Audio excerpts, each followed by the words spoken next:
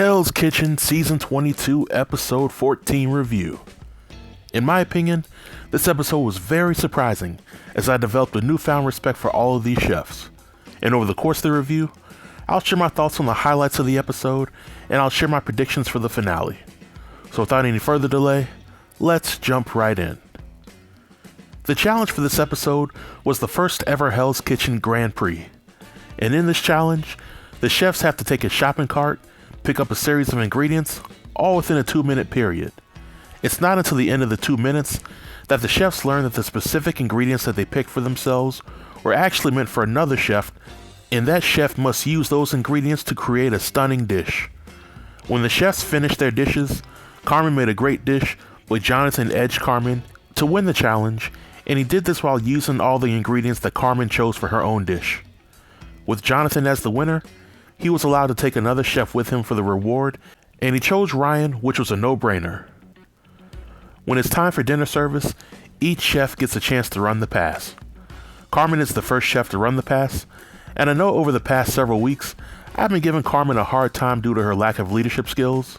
However, after watching tonight's episode, I can honestly say that Carmen really impressed me with her ability to capture most of the sabotages, especially when she was the first chef up, and I appreciated her ability to show strong leadership skills when she had nobody else to hide behind.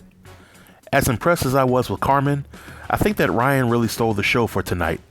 Ryan had his best showing as a leader, as he was able to capture all of the sabotages that came his way, and he was able to uphold all of Gordon's standards in the kitchen.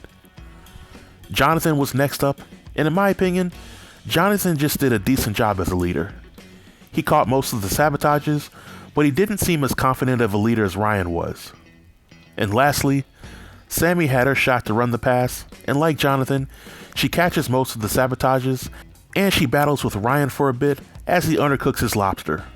So all in all, I was thankful that the preview for this episode was a clear misdirection, and the chefs did not allow any unnecessary drama to dominate the storyline. I was also glad to learn each of the chefs' backstory as they discussed why they all deserve to make it to the final 3.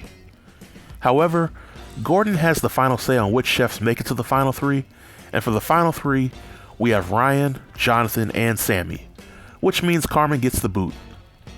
While I commend Carmen for being a talented chef, and I commend her for showing strong leadership skills tonight, I think that her lack of experience is what ultimately did her in, and the mistakes that she made during tonight's dinner service didn't help matters any.